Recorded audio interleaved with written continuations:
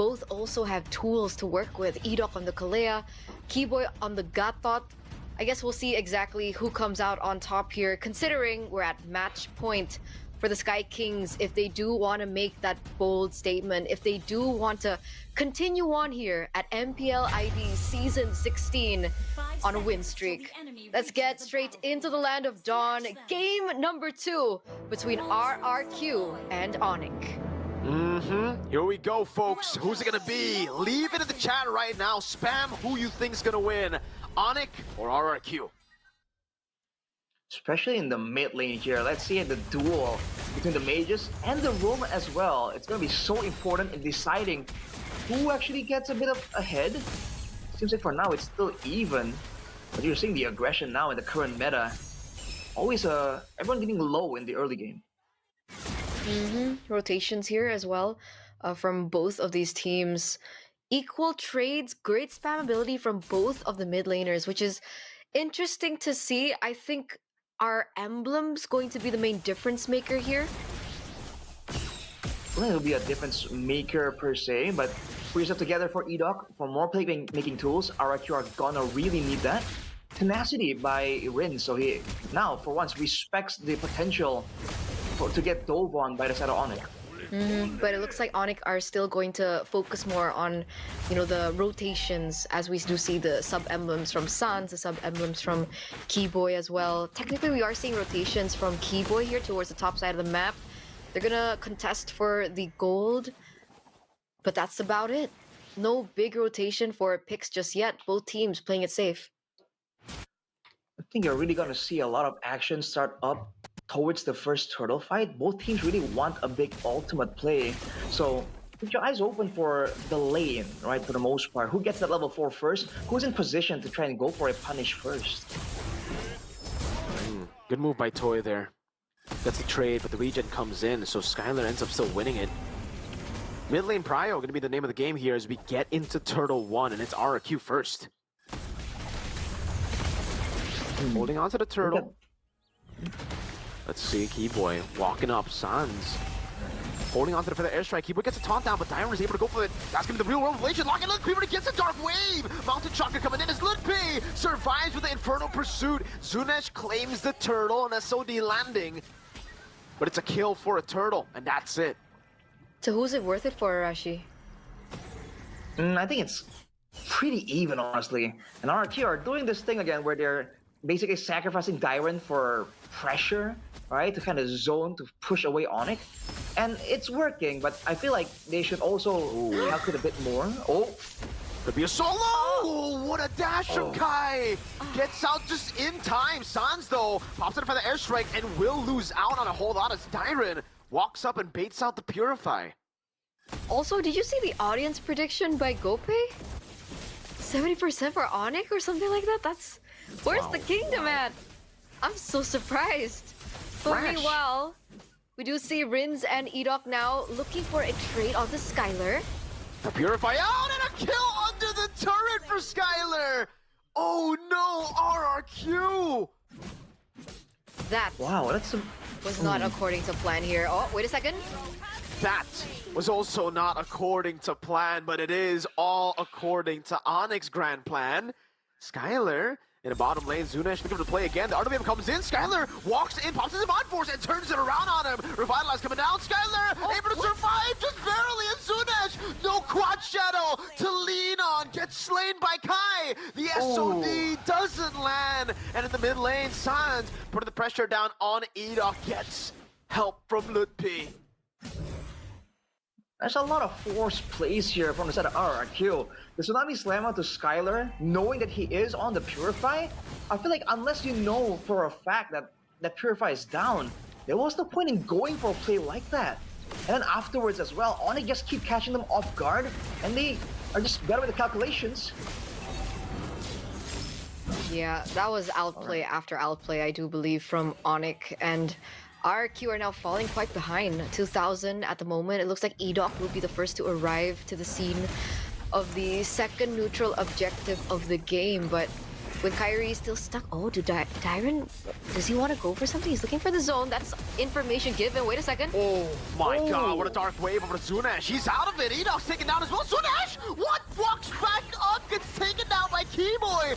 Rins will fall, gets pulled back by the dark wave. Recalled on by Sans and Lutpi. It's an all-in into a Purify, and he only gets a mount on Lutpi.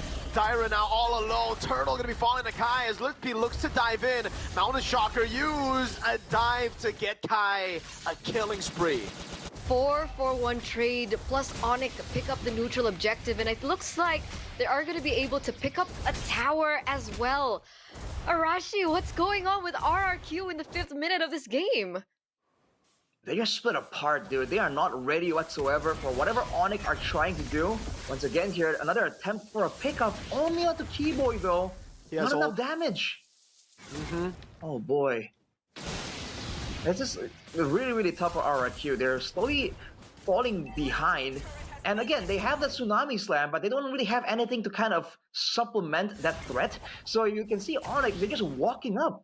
Lutpi, Keyboy, they don't mind taking that Tsunami Slam because they know they can at least get a couple of spells off before they get taken out. Oh, Kyrie, Doc. Oh man, he gets picked off by Kai. 0-3 and 1 on Edoc. Dyron 0-2. Toy getting bullied by Sans here, forced to back away. Oh man, am I sensing a little bit of tilt maybe from RRQ? I mean, that Zunesh play previously in that team fight, it felt a little off to me.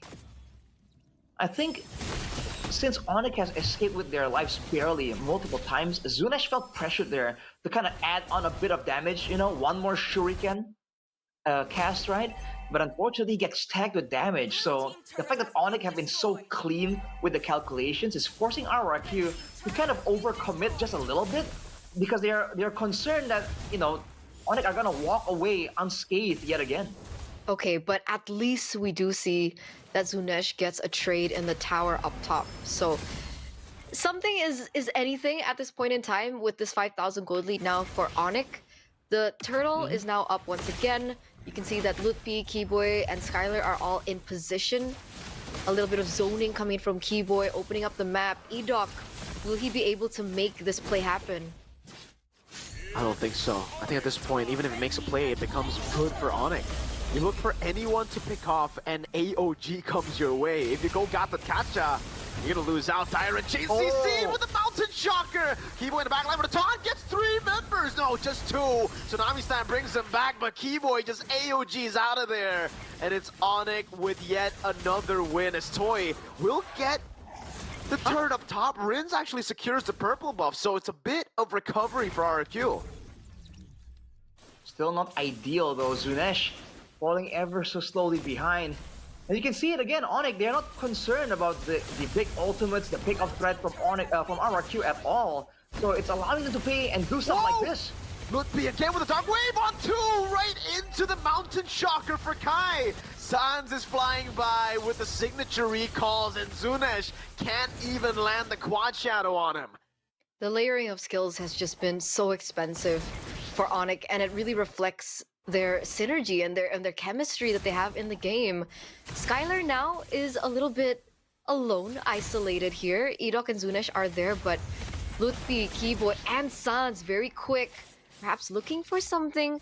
They don't want to overcommit just yet. They know the position from Dyron. Dyron knows that they're there as well. So just really backing away here for RRQ.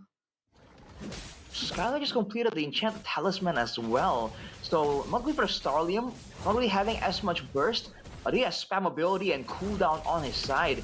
Considering how ahead they are, that's going to allow him to stay on the map indefinitely, right? With the extra mana regeneration. So even more tempo for ONIC, and that's even seen from the itemization. RRQ have to find a way to, I don't know, catch ONIC making a mistake. It's looking difficult right now, but Sans and Skylar both have Purifies, so either can't really even make the game-winning play. Oh man. Difficult, what? For their airstrike over to Dyron again. Zunesh, by the way, tried to get the red tree in, but lost out. So he can't even contest for this. Not like there was a chance anyways, but Yeah, to add, you know, salt to the wound, it's free, and ONIC don't even need a retry. They don't. Oh, there They even is waited for the an SOD. SOD. They were clean with it. They're so calculated. With a lead as big as this, you'd expect them to just go in, you know, lose all that calculation, but they know from their own mistakes at MSC 2025. If you guys remember, the OHEB steal came through almost because ONIC rushed it and didn't calculate for a possible steal. And so they don't make that same mistake. Skylar also very quick. Oh, Zunesh, this is a 1v1. Oh, man. No Quanch on the left. Edok goes in. Skylar to be caught in a tough spot. Still able to escape. Has him on force. No, he doesn't actually. Tyron with all in. Gets onto Skylar. No way. Skylar's still surviving in a way. Tyron gets the shutdown. And it's a breath of fresh air for RRQ. A bit of hope given to the kingdom. That's a collective effort, though, in order to take one man down. Now with the Lord, ONIC can still do a 5v5 for the Lord as a 5th member. Whoa. RRQ? Whoa. Tsunami Slam over. He gets stunned up. The Lord won't be able to go for the charge. Actually, it will. Let's see. A splash of the Holy Shield. It gets the turret. A shot in at least. And ONIC are forced back. Alright, you see that the angle there. RRQ need to overwhelm the backline, take him out. But remember, Kyrie and Skylar are both on late game carries. Technically both marksmen. Well, I mean, both gold. They can function as marksmen, gold laner, DPS in the late game. So RRQ, if they focus too much on Skylar, Kyrie is gonna take the game and run with it. And San's already with the lightning truncheon. Without a tankier member in the front, that's a lot of burst damage all the way to the backline. And I think that's maybe why Skylar was able to afford the Enchanted Talisman early, right? I think the burst damage, Sans was already leading so much, was enough. At this point, Skylar also already has the Holy Crystal, so that base magic power that he already has should be there. But Toy, on the other hand, also has the Swift Trinity. So in this particular situation, is it advantageous for Toy or better for Skylar? If a fight breaks out, I think Skylar has a much better time just staying in the fight, because all he has to do is watch out for Edok and Dyron, and those are both very telegraphed engage tools, right? The Slam Pass, the Tsunami Slam as well. Whereas for Toy, he's gonna try and fight in range of the Dark Wave, and Lutpi has been on point with it. So because of the short range, he's always susceptible to a lot more danger compared to Skylar. I guess it depends again, right? If that's the case. Because if, let's say, Toy comes into the team fight a little later, as soon as these resources have been depleted, then I think there is a world where we do see RRQ being able to win a team fight.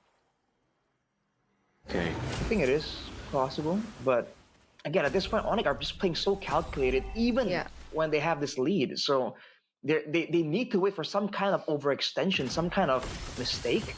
And this is bad because RRQ, they're a proactive kind of team. They want to make the plays happen. And ONIC are already on the lure now. 8,000 gold lead. Dyron caught alone, gonna be taunted down. It's gonna be the all-in. Oh, man! They popped the glue. They popped the good SOD! Kaisa with a retry though. Again, learning from past mistakes. Never letting it go to a basic attack. That was so close though. That was so close, at the edge of the seat close. But yes, ONIC do still secure the Lord. That 8,000 has now increased to 9,000, and they don't lose a single person. ONIC also have adjusted in these team fights. They know that the biggest threat to Skylar at the moment is Dyron, so they take him out first. Toy! Oh! One hit away from being taken down. What? They can't even go for it, man. The quad shadow didn't land on Sans. Or sorry, on Skylar, and look at Zunesh. Oh, thank goodness Skylar didn't bring Flicker. That could have been bad. He could have still went for an aggressive move and got it there. Base defense for RRQ. Not the best clear, but they have tools to deter ONIC from jumping in and making a risky fight. Uh-oh, Dark Wave from down again. Dyron able to flicker out to safety. Toy buys the rose gold. Bottom lane turret and top still intact. The Skylar walks up. They should have been a bit of damage back. The Mount of Shocker thrown away as well. RRQ still holding on to it now. Dyron trying to go for a play. Skylar baiting or baited out the Purify away already. And Lutpi actually stays for a bit too long. Gets punished by Zunesh. as Sonic failed to take a second turret. Zunesh with Quad Shadow landing on Sans. Still has to Purify. RWM coming down as well. A lot of damage placed down. SOD landing now. Toy with his dive in the back line now, trying to cut away. Almost getting it. Gets slayed by Kai to take the mega kill. And ONIC decide they've had enough. 2-for-2 trade. Toy gets taken down, but not before he was able to get that shutdown onto Sans. So that was huge. Inhibitor turrets on the side lanes are also still intact. So considering the 9,000 gold lead that we're seeing from the Sky Kings, I would say it's not as bad for RRQ.